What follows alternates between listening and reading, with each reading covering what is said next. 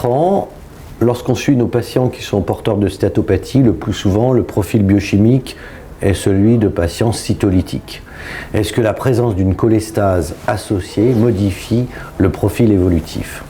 C'est l'objet d'un travail qui m'a intéressé parce que j'ai l'impression qu'on voit régulièrement des cholestases. Donc c'est un travail italien qui a regardé l'impact de l'existence d'une cholestase sur la survenue d'événements hépatiques, de complications hépatiques, dans une cohorte consécutive de 582 patients qui avaient une NAFLD biopsiée. Les résultats se tiennent sur toute cette diapo.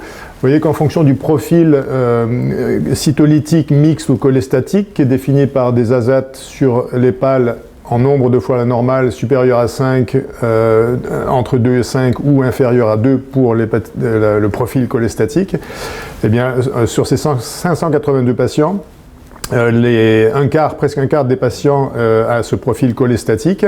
Et quand on regarde la prévalence des fibroses avancées ou sévères, on voit que 55% de ces patients cholestatiques, donc plus souvent que les patients cytolytiques, ont une fibrose avancée.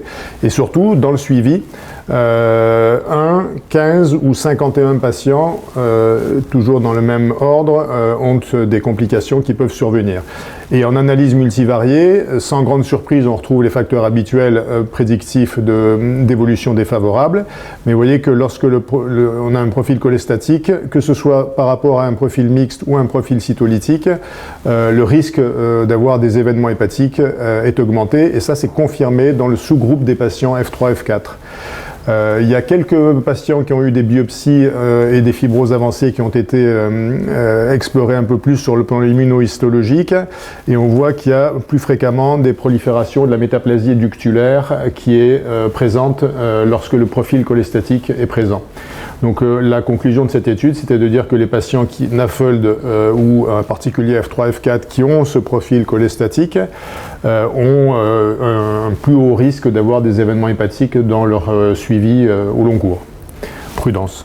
Donc on a vu le problème de l'alpha-antitrypsine, là tu nous parles des cholestases, il faut donc être vigilant, observant, pour l'instant observant puisqu'on ne dispose pas de thérapeutique qui a changé l'avenir de ces patients. Rien n'a été présenté de magique à ce congrès non plus. Merci beaucoup.